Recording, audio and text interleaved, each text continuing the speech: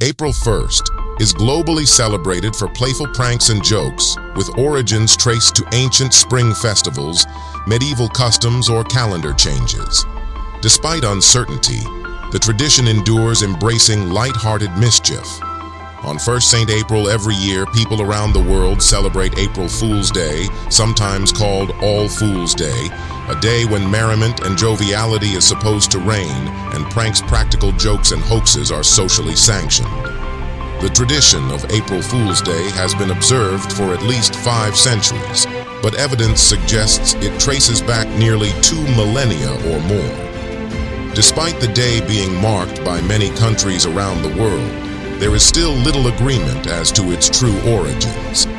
A popular theory suggests that April Fool's Day is a remnant of early renewal festivals which took place in many different cultures to mark the beginning of spring. The Romans, for example, had a festival named Hilaria on 25th of March, which they marked with masquerades and general good cheer. According to the Museum of Hoaxes, these festivities typically involved ritualized forms of mayhem and misrule. Participants donned disguises, played tricks on friends as well as strangers, and inverted the social order. An ancient Roman myth also tells the story of the god Pluto, who abducted Proserpina, the goddess of grain and harvest.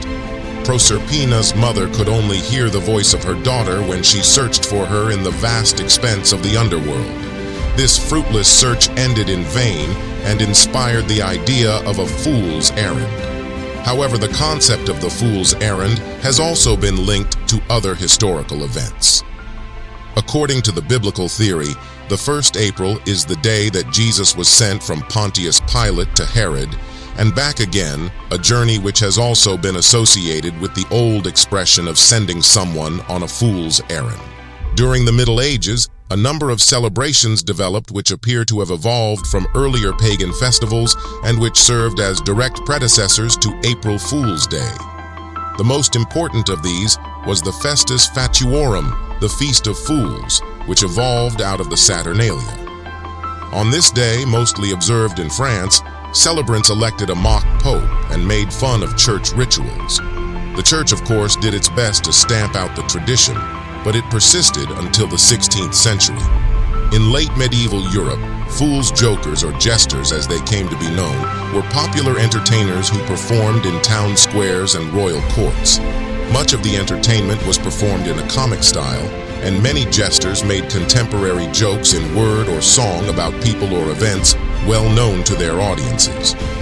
Another theory regarding the origins of April Fools relates to the change of calendar in 1582, when Pope Gregory VIII ordered a new calendar, the Gregorian calendar, to replace the old Julian calendar.